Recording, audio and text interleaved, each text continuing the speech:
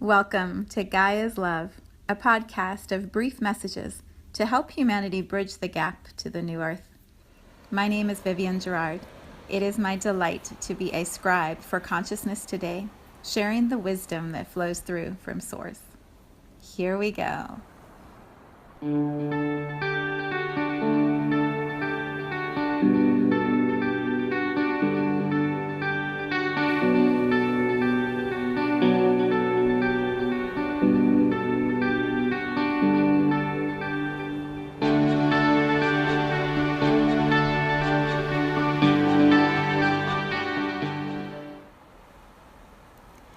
Episode 89.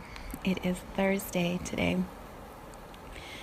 Very wet, very cold.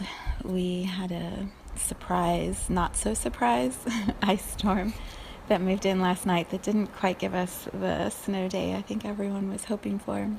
But it has created this incredible winter wonderland outside. Just the magic when ice lands and forms on trees. And all the branches just shine, and it's like a crystal fairyland. It's amazing. So I am coming to you from inside, looking out at all of the magic. And also feeling very present and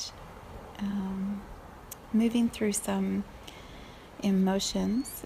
We had a close friend whose parent transitioned last night, and so I've been contemplating the process of death and mourning and grieving today. And when I find myself in that space, I tend to look for wisdom or inspiration from those that I love and trust. So today I am going to read you a short chapter from Elizabeth Lesser's book, Broken Open, How Difficult Times Can Help Us Grow. I've quoted from this book before, and if you're not familiar with Elizabeth Lesser, she is the founder of the Omega Institute, which is in upstate New York and hosts all of the sages and gurus and teachers of the world for workshops and seminars and healing sessions. So she has just a wealth of life experiences that she brings to this book that she wrote. And my copy of it is underlined and dog-eared, and it's very well read. And so I looked at that, and I'm sharing the part that feels relevant. Yesterday, the podcast was about completing cycles, and some of those cycles are life-death cycles. Some of us are moving through relationship endings or cycles or jobs, transitions, maybe moving from one location to another. The personal cycles that I talked about where perhaps we're giving up addictions.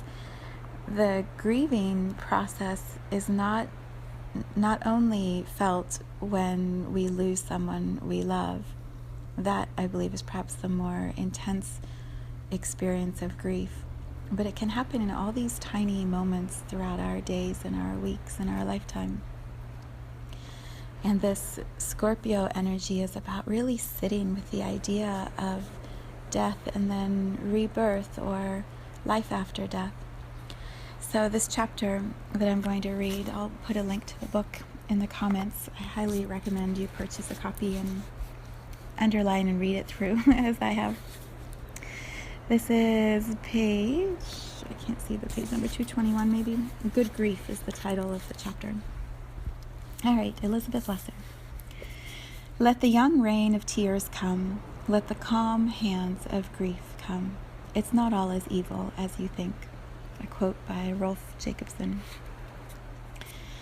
Thich Nhat Hanh says that study in death can help each of us become someone who has a great capacity for being solid, calm, and without fear. Even so, we often feel anything but solid and calm when someone we love dies. Death stirs up conflicted feelings in the hearts of those left behind. Some of us feel shaky and tender. Others are shocked and angry. Almost everyone is confused and unsettled. All of these feelings are included in what we call grief. There is an art to grieving. To grieve well the loss of anyone or anything, a parent, a love, a child, an era, a home, a job, is a creative act. It takes attention and patience and courage. But many of us do not know how to grieve. We were never taught, and we don't see examples of full-bodied grieving around us. Our culture favors the fast food model of mourning. Get over it quick and get back to work. Affix the bandage of closure and move on. I am not a big fan of closure. It sounds so abrupt, so tidy, so final. I prefer old-fashioned words like mourning, lamentation, and grief. They suggest a slow and sloppy process, one that involves emotional upheaval, interrupted activity, and dark nights of the soul. They describe the true nature of family gatherings and memorial services, which are never easy or neat. Grief is messy and painful. No wonder we may want to stay clear of it. But grief is also a tonic. It is a healing elixir made of tears that lubricate the heart. This is the young rain of tears that the poet Rolf Jacobson speaks of. When a friend or family member dies, or when the world loses one of its beloved citizens, we should not hold back our tears. Our tears and the calm hands of grief that follow are not signs of some tragic and evil reality. It's not all as evil as you think, the poet says. Grief is the proof of our love, a demonstration of how deeply we have allowed another to touch us. Grief is often confused with depression or self-pity. While one can certainly go into a woeful tailspin during the grieving process, in the long term, grief is not the same as depression. If we gloss over our grief, we might become depressed. Unfelt feelings and unexpressed grief have a way of dulling life. It is as if with every grief we do not feel. We stuff another handful of our vitality underground until we are numb or sick or embittered. I have counseled many people whose lives took destructive detours because of unfelt grief. A couple came to one of my workshops after a crisis in their marriage. The husband, whom I'll call George, had lost both his mother and his father to cancer shortly after he and his wife married. Then his brother drowned in a boating accident. With each loss, George threw himself more fervently into his work as an environmental lawyer, traveling extensively and taking on more and more responsibility. His wife complained that he was never home. His children rarely saw him. His family's requests for attention and intimacy confused and angered him. He thought he was doing all he could for them by working hard, caring for their financial needs, and creating a stable home. Now they were asking him for something more, something he couldn't access, something he was dead to within himself. His wife and children became living reminders of his numbed heart. He began to spend even more time away from home. When he traveled, he drank heavily, just so I could feel something, he said. One night, on a 2-week business trip in Brazil, George brought a woman back to his hotel room. He knew he was playing with fire. He knew this could be the beginning of the end of his marriage, but he did it and said, "Because I couldn't feel anything anymore. Because I was numb. Because I was afraid if I didn't do it, I would freeze to death." All during that business trip, he worked long hours with an international conservation organization, then came back to the hotel to drink and spend the night with the woman. He stopped calling home. On the last day of the trip, he came back to his room, and there on the hotel's voicemail was a message from his wife. She was filing for divorce. The shock of the message, combined with the events of the week, exploded a dam in George's heart, a dam holding back years of unfelt grief. He huddled in his bed, terrified by the waves of anguish that swept over his normally laced-up emotions. His business partners left Brazil without him. He stayed on for several days, swimming in an ocean of sorrow. There, alone in a room, thousands of miles from home, he traveled back in time. Images of his mother and father and brother haunted him. He mourned their deaths as if they had just occurred. He spent hours on the phone with his wife, weeping, apologizing, listening, telling the truth. Wrung out, yet finally alive, George flew home and joined his marriage and family as if for the first time. When I met them, George and his wife were celebrating 2 anniversaries, 1 year of sobriety for George and 1 year of a new marriage for both of them. Things were still shaky, they said, and they knew they were not out of the woods yet, but George had come back from the dead. He had done it by descending into darkness, falling apart, and grieving. He had finally opened the space in his heart that had scarred over when his parents and brother died. In it, he found his life. When my father died, I was stunned by the size of space that his sudden departure had left. I wanted to fill it with something that would take away the emptiness and the pain. I wanted to go back to work right away, or take a trip, or do something, anything to get back to normal. But I sensed that I should sit tight with my grief, that I should allow the pain to have its way with me. I took time off from work and gave myself over to what Dietrich Bonhoeffer calls the gap. Bonhoeffer was a Lutheran theologian who lost many friends and family members in World War II and was eventually executed by the Nazis.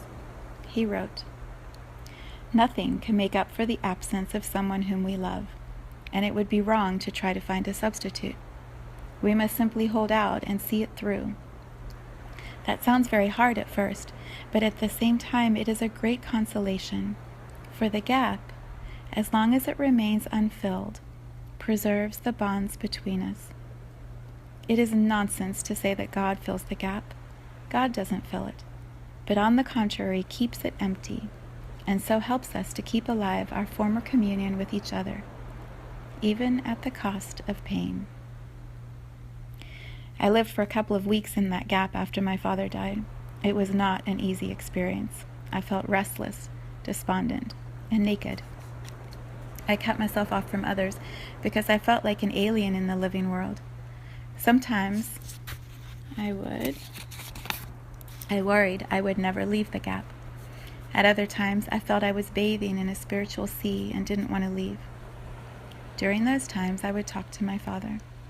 I would tell him things I never did while he was alive, loving things and not so loving things. He would explain himself to me and I to him.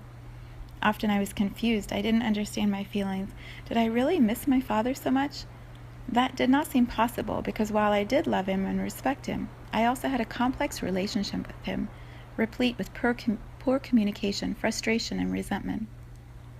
Fortunately, understanding is not required for entree into the gap.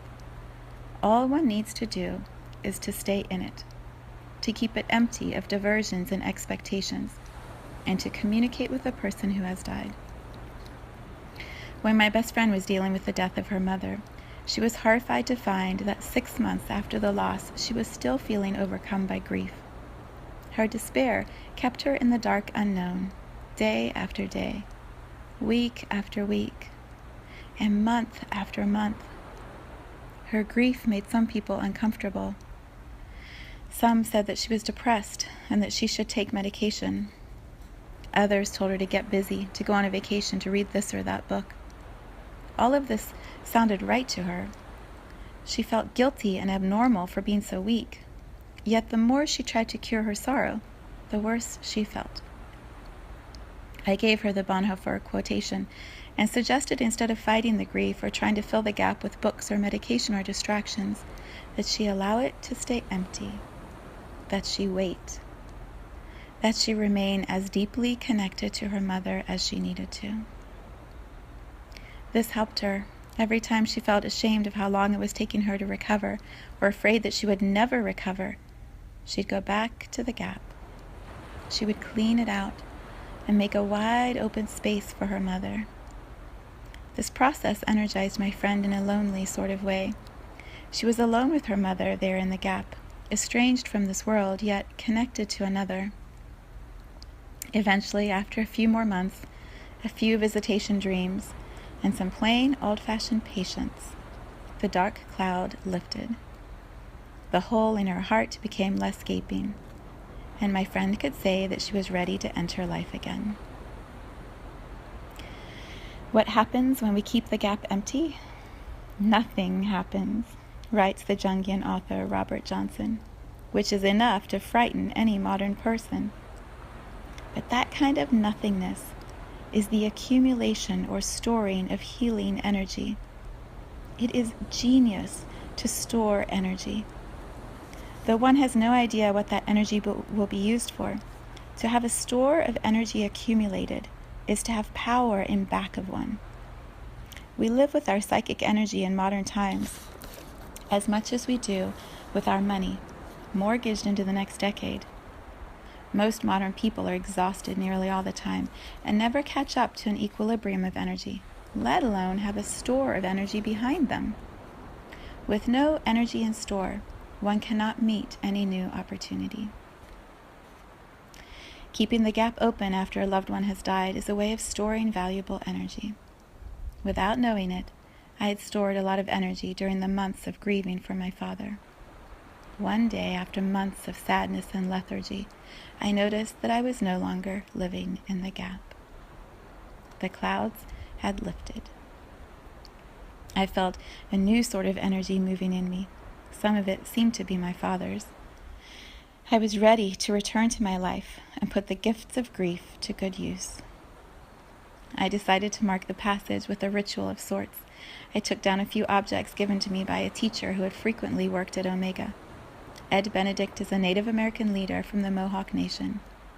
He once led an Iroquois condolence ritual at Omega, and afterward gave me the doeskin pouch, dove feather, and clay bowl used in the ceremony. Now I had a use for them. I filled the bowl with water, placed it by a picture of my father, and read aloud the prayer. Some of you may have suffered the loss of a loved one. Perhaps it is something else that has caused you pain. It may be that your eyes have been clouded over by tears and that you can no longer see the beauty of the Creator. Perhaps the soreness of the grief that you have suffered through your eyes now blocks your vision. If this is the case, I offer you in symbolism a white doeskin that I take from the sky of the Creator. The skin of the doe is soft and comforting, and with it, I wipe the tears of soreness of old wounds from your eyes so that you may see clearly once again. Elizabeth writes, I took the doeskin pouch and touched it to my eyes. The prayer continues. I fear that you have suffered the loss of a loved one. Perhaps you may have suffered many losses. It may be that the cries of grief now echo in your ears so that you can no longer hear properly. If this is the case, I offer you a white feather, a gift from the Creator that I take from the sky. I take this feather, and in symbolism, I will clear the cries of grief from your ears, that the silence may rest and comfort you, and that you may hear properly once again. Elizabeth writes, I took the dove feather and brushed it over my ears. The prayer continues. It may be that you have suffered the loss of a loved one. Perhaps something else caused you pain. If this is the case, perhaps you have uttered many cries of grief and done much weeping, and a great sob has become lodged in your throat. This may be keeping you from speaking the truth of the Creator. If this is the case, I will reach into the sky and take for you a bowl of pure water. This water is sweet and pure and comes from the Creator. It will wash the lump of grief from your throat, so that once again you may speak clearly and properly. Elizabeth writes, I held the bowl to my mouth and drank the water. And the prayer completes. All of these things are offered you in symbolism, so that you may be relieved of the pain of whatever losses you have suffered, that once again we may join hands and with open hearts and minds offer gratitude for this day to the Creator.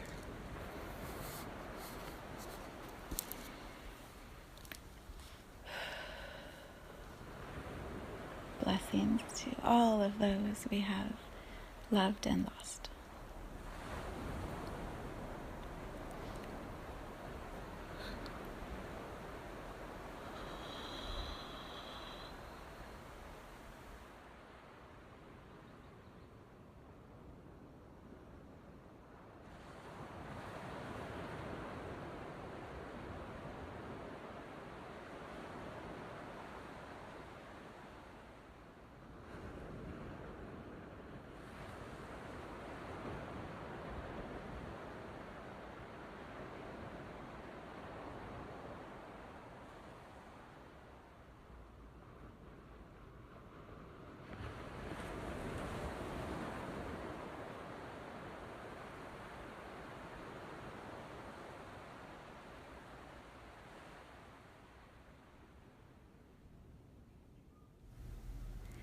Thank you for tuning in to today's vibration. Let's take this message of pure love out into all of our communities and continue expanding love here on Gaia. So much love from my heart to yours.